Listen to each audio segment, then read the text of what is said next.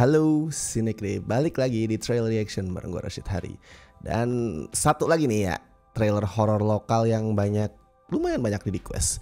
Sampai gue tuh harus sekali lagi stop dulu garap konten Jav. Kalau kemarin udah ada Siksa Neraka, kali ini ada trailer dari Sehidup Semati yang bakal rilis tahun depan, tepatnya tanggal 11 Januari. Dan disutradarai sama Upi. Yes, akhirnya 12 tahun sejak Belenggu, 12 tahun ya. Belenggu tuh kan seingat gue 2012, Sehidup Semati 2024, jadi 12 tahun sejak Belenggu. Upi akhirnya bikin horor lagi. Biasanya tuh sutradara lokal kalau misalkan sekali bikin horor langsung terus-terusan bikin horor gitu, sering bikin horor. Di luar kualitasnya seperti apa, apakah bagus terus atau hancur terus, tapi biasanya sutradara kita itu sekali bikin horor jadi makin sering bikin horor nih. Upi beda nih, Upi enggak nih, harus 12 tahun nunggunya sampai dia bikin horor kedua. Dan fakta itu yang bikin gua nungguin banget Sehidup Semati. Soalnya kalau ngomongin Belenggu nih, buat ukuran horor Indonesia, apalagi yang rilisnya tuh awal 2010-an, itu era dimana KKD sama Nahyato masih rajin banget ngerilis horor kancut, walaupun mungkin popularitasnya udah nggak sekuat akhir 2000-an ya, tapi masih banyak lah film-film dari mereka. Nah, melihat semua itu, Belenggu emang spesial sih. I know kalau lu lihat secara general nih, nggak cuman di Indonesia aja, film kayak Belenggu itu dilihat dari konsep penceritaannya, dari twistnya, emang nggak bener-bener baru. Tapi sekali lagi, itu horor Indonesia, film Indonesia yang rilis di era transisi dari masa kegelapan. Jadi pada saat Upi tuh muncul dengan horor yang nggak ada hantunya, yang agak surreal, yang ngambil inspirasi dari film-film kayak Donnie Darko atau karya-karya David Lynch, jadi kerasanya stands out, kerasa beda, kerasa berani. Dan ngomongin soal inspirasi Belenggu sih, tadi gue nyebut ada Donnie Darko, terus film-film David Lynch, gue lihat emang itu jadi cirinya Upi kan ya. Dia suka banget ngambil inspirasi kuat dari film-film barat, yang mungkin buat beberapa orang tuh menganggap cara dia nerapin inspirasi itu agak terlalu gamblang sih. Tapi kalau buat gue sendiri nggak masalah ya. Apalagi wawasan filmnya Upi kan luas gitu. Jadinya inspirasi yang dia ambil ya nggak cuman di judul-judul yang itu-itu aja. Let's say misalkan dia bikin horor, ya gue yakin inspirasinya nggak cuman di The Conjuring atau film-filmnya James Wan yang kayak wah jadi kiblatnya sineas horor kita. Gue yakin tuh pasti inspirasinya lebih luas daripada itu. Makanya gue penasaran nih, kali ini di Sehidup Semati Upi bakal ngambil inspirasi dari mana?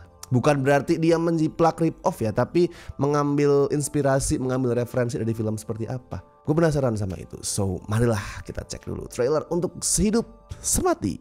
Kita udah janji, susah. Aryo Baryu berambut lagi seperti gadis kretek. Tuhan menciptakan Adam dari tanah dan Hawa diciptakan dari tulang rusuk Adam. Anjing. Itu artinya derajat perempuan lebih rendah daripada laki-laki. Si anjing nih Aryo Bayu ngapa jadi begini? Lo Renata kan, gue Asmara. Orang-orang nyebut lo istri yang soleh. Selama tinggal di sini, kamu sempat merasa diganggu nggak? Setan maksud lo? Vibe-nya masih agak kayak Belenggu sih.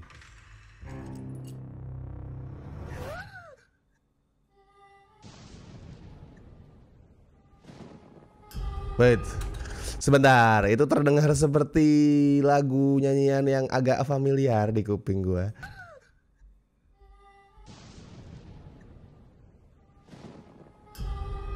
Ya di Twitch sih, tapi emang kedengeran kayak lalabaynya itu Rosemary's Baby.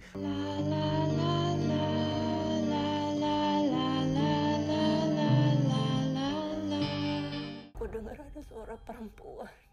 Gak ada siapa-siapa di sini. Kamu curiga sama aku? Kamu tahu perempuan yang hilang itu? Siapa bilang dia menghilang? Paling dia kabur sama suami orang. Kesabaran seorang istri itu balasannya surga. Tai apa sih? Kesel kalau denger omongan kayak gitu. Lo masih bisa cari yang lain. Kayak menjustifikasi kebangsatan cowok gitu. Tapi perempuan yang datang sebagai godaan bagi para pria. Tuhan tolong selamatkan pernikahan. Sabar. Saya nggak mau Wow. pernikahan saya hancur.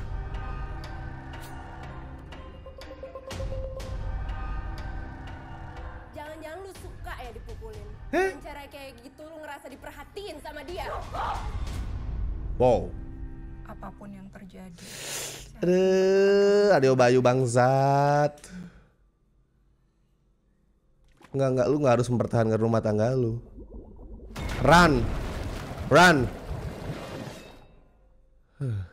Well, ini memang masih ngingetin ke belenggu ya, kayak gue bilang tadi. Ini kayak belenggu versi cewek dengan setting yang lebih cakep ya.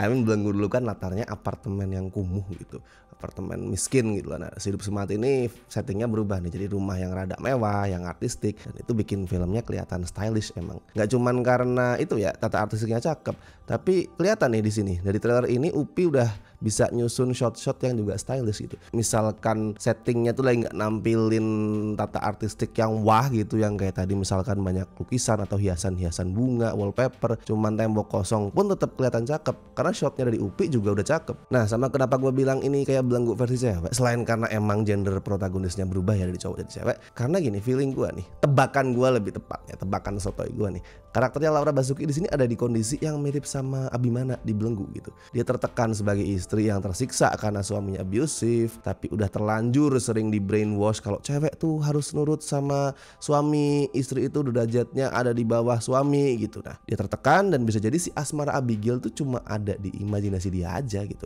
kayak manifestasi dari sisi dia yang lebih liar dan pengen memberontak. Mungkin tebakan sotoy gue seperti itu. Anjing banget sih, tapi gue nonton trailer aja udah kayak sabar, tidak boleh melempar PC dengan mic.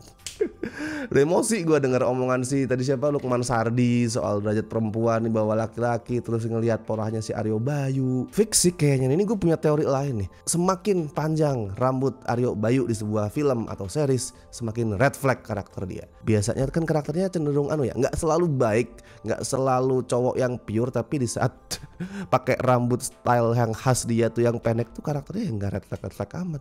Kemarin di Gadis Kretek tuh panjangan dikit tuh mulai red flag tuh. Di sini Hidup Semati makin gondrong makin berdebah dia. Kayak kebejatan karakternya itu berbanding lurus dengan panjangnya rambut gitu. Nah, kalau soal inspirasi yang gue bahas tadi ya, di tengah nonton trailer gue udah sempet ngomong kan, wah itu ada nyanyian lagu yang ngingetin gue ke theme songnya Rosemary's Baby. Dan kayaknya si Upi emang ngambil referensi dari situ ya. Karena sama kayak Rosemary's Baby, Hidup Semati ini juga horor psikologis yang akhirnya tidak menampilkan demit. Nah itu juga tuh, akhirnya ada horor lokal yang gak demitan. Terus kemudian sama-sama soal cewek ya, Rosemary's Baby sama Hidup Semati sama-sama soal suami, istri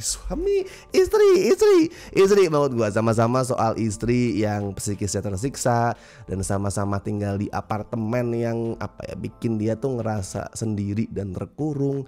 Jadi gue melihat banyak kaitan, banyak kemiripan lah antara Hidup Semati sama Rosemary's Baby. Nah, tapi kalau Rosemary's Baby kan nantinya itu ada cerita soal pemujaan setan tuh. Apakah Hidup Semati juga bakal nampilin plot yang sama? Nah itu yang patut kita nantikan. Oke, tapi kalau menurut lu gimana setelah nonton trailer untuk Hidup Semati? Apakah lu punya teori tersendiri soal ceritanya seperti apa? Kalau iya bisa lu share di kolom komentar. Dan seperti biasa, saya ingatkan jangan lupa like video ini, subscribe juga Cinecrip, dan bisa misalkan lu pengen membantu kami untuk kasih donasi seikhlasnya dengan cara klik tombol super thanks lewat Saweria atau dengan join membership Cinecrip sesuai dengan tier pilihan kalian. Dan sekali lagi gue selalu berterima kasih sama lu semua yang masih setia gabung di membership Cinecrip dari tier apapun ya. Mungkin yang dapat benefit gue tampilin nama sama fotonya di sini cuma dari tier Besti sama La Familia, tapi dari tier Sobat juga thank you so much. Oke, kalau gitu gue Rashid Hari, sampai ketemu di trailer reaction berikutnya.